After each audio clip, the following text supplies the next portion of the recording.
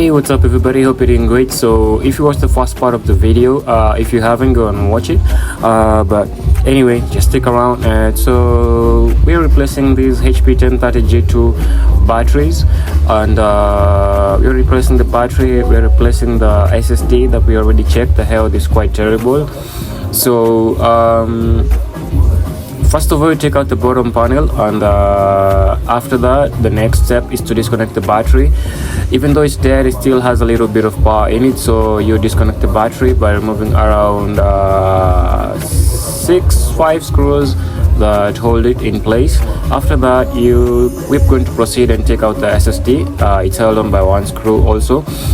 So this is a new SSD. This is Alexa NVMe M.2 SSD that we're going to be installing. We're replacing it with another NVMe that is quite faulty.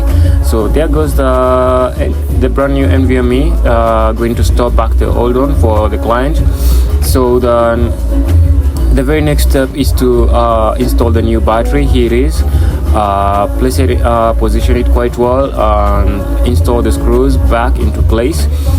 It had like a less one screw, so we're going to install that too for the client. Carefully screwing them back. There is one screw that we're going to be installing it for the client. Going it through the inventory of the screws, we install it back into place, and the battery is perfectly held. Reconfirm that again. And before we do that, I noticed the fan was quite dusty, so let us it's generally is like free service for the client. You're not going to be charging this, but I didn't notice the fan was quite dusty. Yeah, and my guess was right. The vents were blocked, so this laptop was definitely overheating. And most of the laptops that we have received for HP 1030 that are quite faulty have had this problem of the processor dying because the laptop was overheating, and you'd hardly save it because the CPU is dead and there's nothing much you can do. So we did clean up. We didn't get to record the cleaning and everything, but we did clean up. We cleaned out the old paste. This is a new paste that we're installing in place, and we're going to apply it perfectly and proceed to put back the heatsink back in place. I did spread a little more that went outside the CPU, so I'm going to be cleaning that up.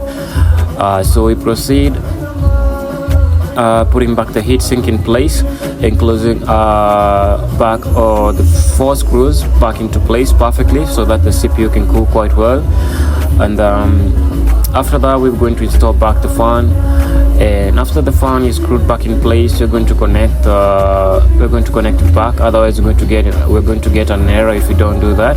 HP doesn't allow you to boot up the laptop when the fan is not functioning. So the battery is connected back. Cleaning out the dust from the bottom case, so let us proceed to put it back.